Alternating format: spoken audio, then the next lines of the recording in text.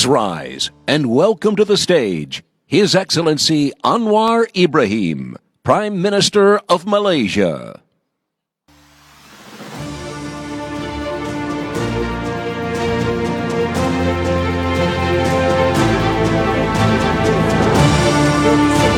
Yeah, thank you.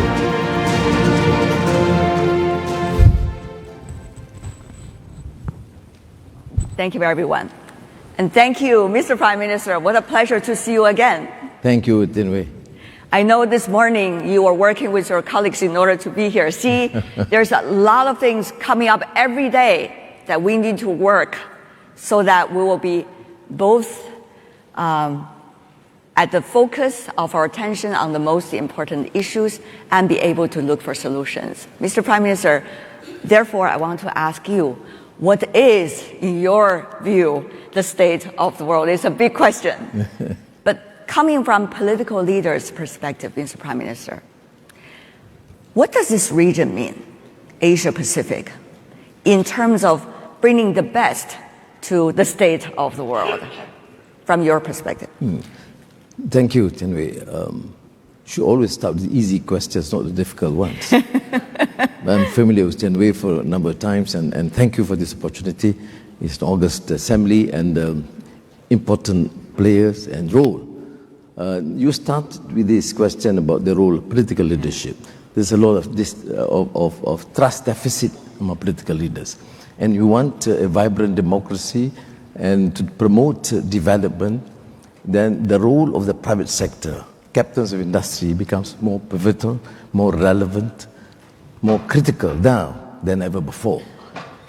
And APEC remains to be one of the more significant and has to play a dynamic role. There have been naysayers, negative perceptions, but I still believe APEC is like the Rock of Gibraltar. It has a role, it has to succeed, and this is one forum that we have the opportunity to engage effectively. I'm extremely pleased, for example, last night when President Biden made the reference looking forward to this engagement with President Xi Jinping. It's very important that we take a different view. The captains of industry, the business leaders must view this unlike the protectionist, limited concerns of many political leaders. Therefore, to my mind, we in the Asia Pacific look forward to this engagement because it would be an immense benefit to the region and to the world. As we speak, the meeting, I guess, is taking place right now somewhere near San Francisco. So what do you hope, exact hope, let's just put it this way, that this meeting could bring to the discussions that we're having right now? We talk about inclusivity. We talk about globalization. We have to accept that the global situation, geopolitics, has changed. And we, Malaysia, for example, in the region, do acknowledge that. China has a role and has to be engaged effectively. There must be effort, greater effort, to ensure that it is part of the global community. And well, there is competition, fair. But this engagement, for example, between President Biden and Xi Jinping, to me, it is critical because it should give a clear message that we are here to be able to work together and trust each other to resolve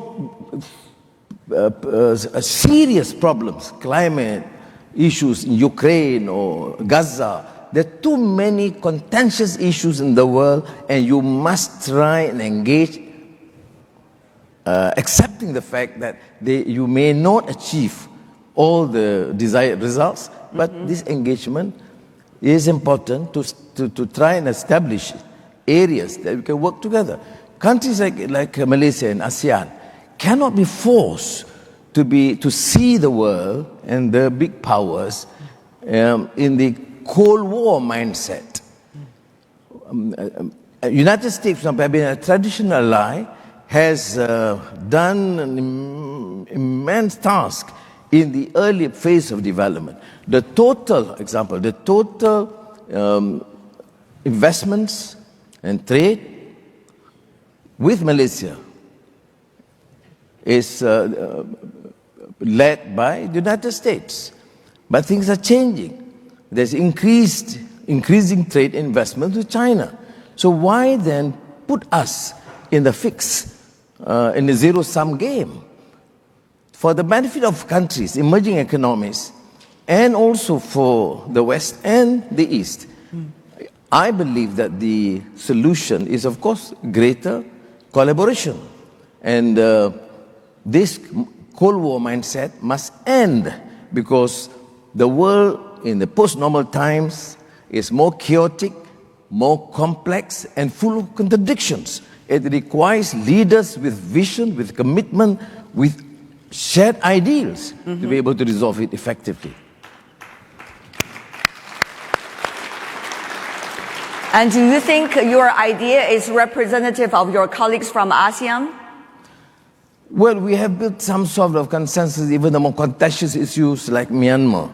There are, of course, particular differences, but we all share the view that it must not be unjust, it must not discriminate, it must not continue with atrocities against your own people. So there is a 5-point consensus. There are absolutely differences. Right.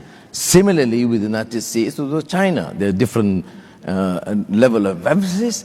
But generally, we want to preserve the region, the most vibrant economic region, as independent. If I, in Malaysia, would use the term fiercely independent, to express our views, to share our concerns, but to accept the stark realities. The United States and the West remain a very important ally to us, and China is a very important trusted neighbor that would help in our attempt to propel the economy and ensure a peaceful, vibrant region economically. Let's talk about the economy. Mr. Prime Minister, I know you and your colleagues have been working on that within your own country, but also looking at the region. We see some of the important trade mechanisms working extremely well in the Asia-Pacific region. CPTPP, for example, is one of those. And also we see RCEP as well. So how do you see these kind of trade mechanisms are helping us? And moving forward, we know the difficulties, but still, how can we maintain a certain level of stability and predictability? Earlier, you heard Mr. Morris coming from the business perspective, asking for that as business leader. So, Mr. Prime Minister. I don't think we have a choice.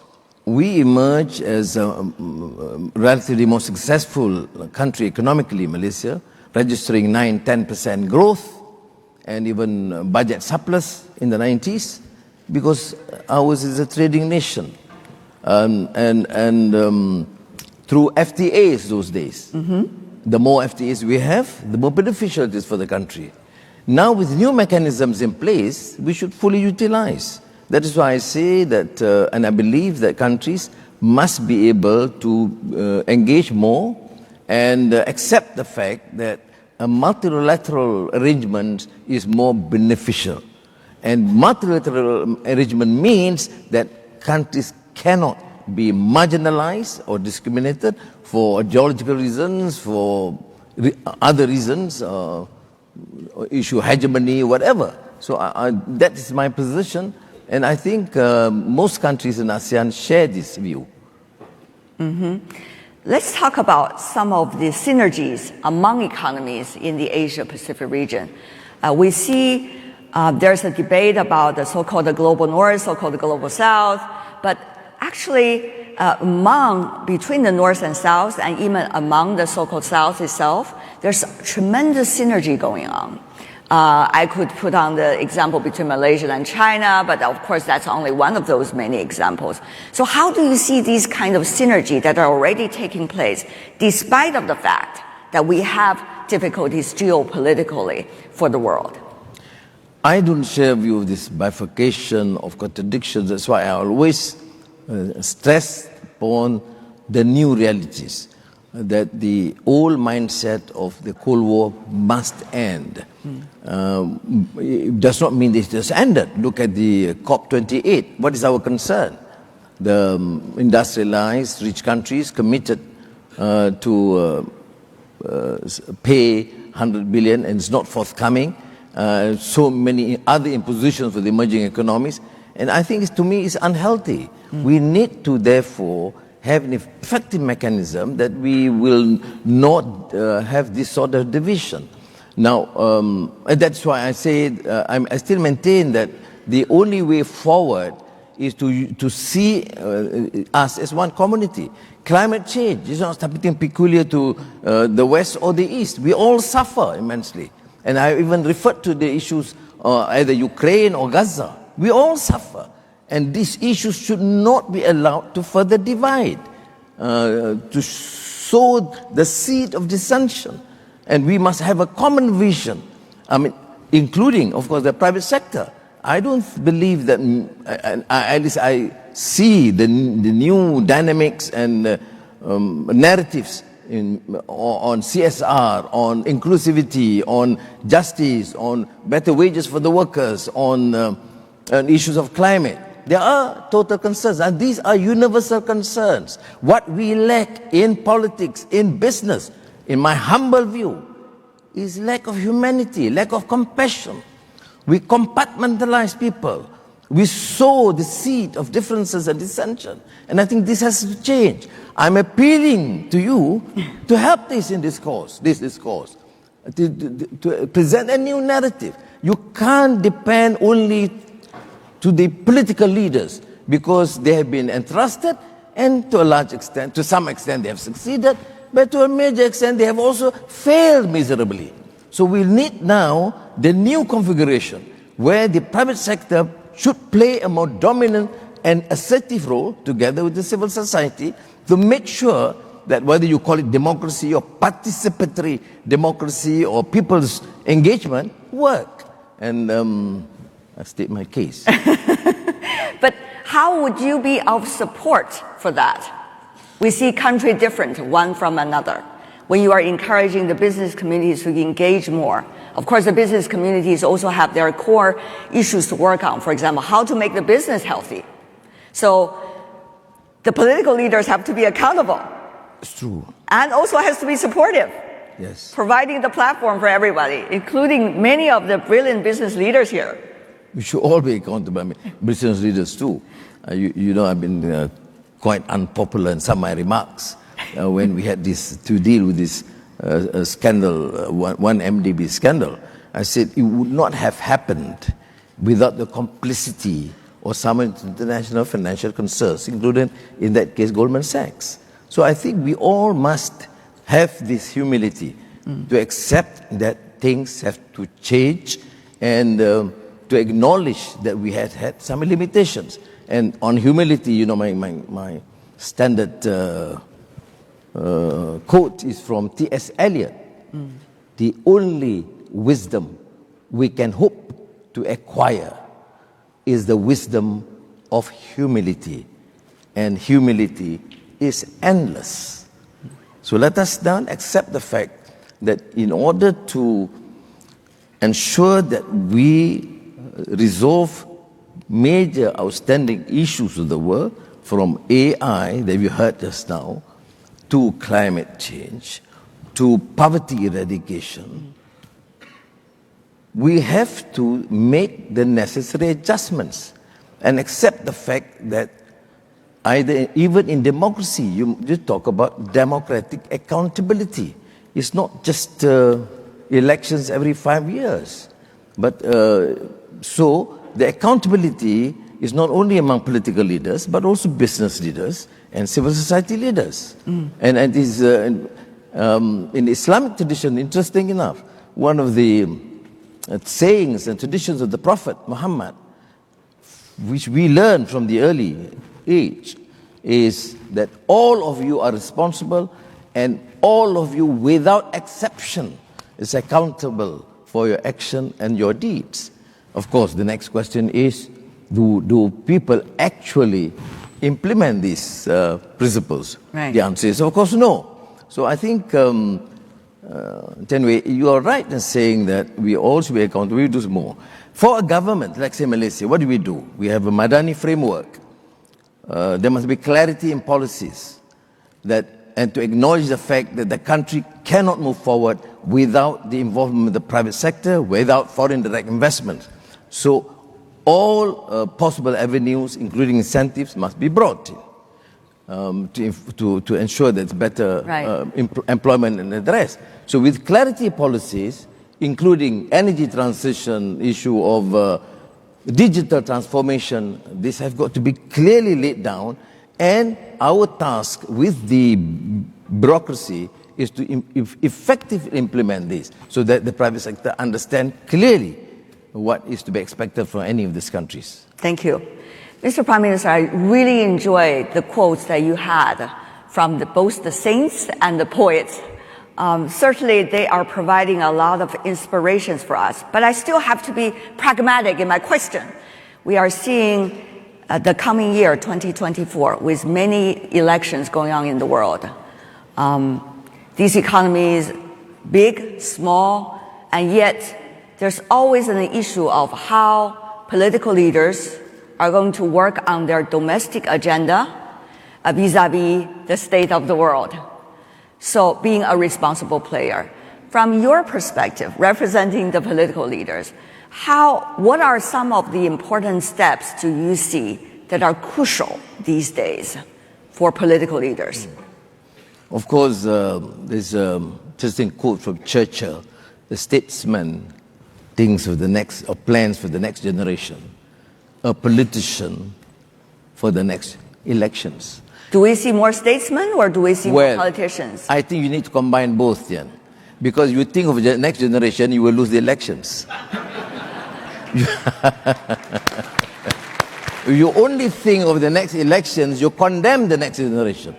So I think it is important to make sure that both of these concerns are met, that people do understand the vision, the policies, and political decision, however populist, cannot condemn the next generation. I am fortunate in this because we have secured a comfortable two-thirds majority in Parliament, and my election is another 4 years. So you expect very tough action and decisions I'm going to make for Malaysia. I see you are talking from a very neutral perspective right now. Mr. Prime Minister, now we are at an important crossroad. Economies, whether they are big or small, or the so-called middle-sized economies, are all trying to strive with the circumstances they have to deal with.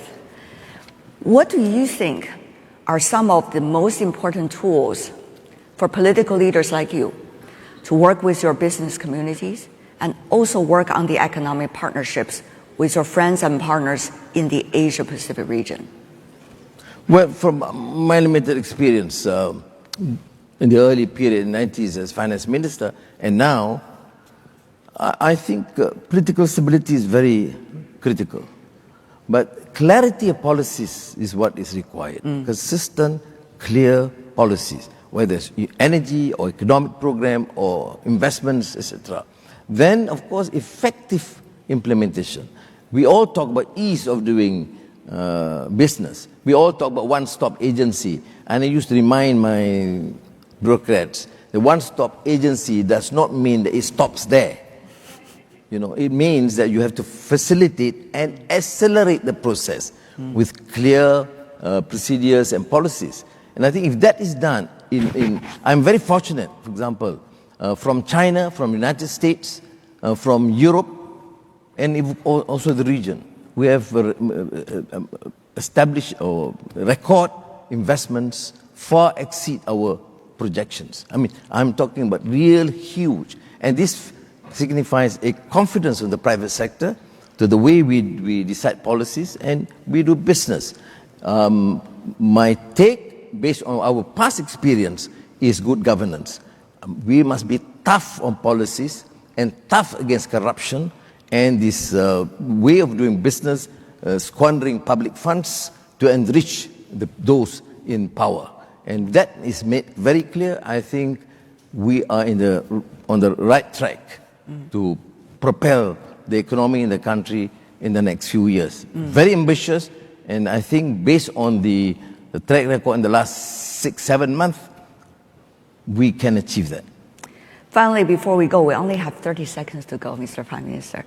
So, how political leaders like you and your colleagues to make sure that you're not being hijacked by rhetorics, but be able to focus on the real issue and responsible for the next generation, as you said, from Mr. Churchill, Mr. Prime Minister? Yeah, it's not pious platitudes. Yeah. Because finally, you are judged by your action. People do give some allowance in the first few months, grace period, but then they will have to see whether you mean business.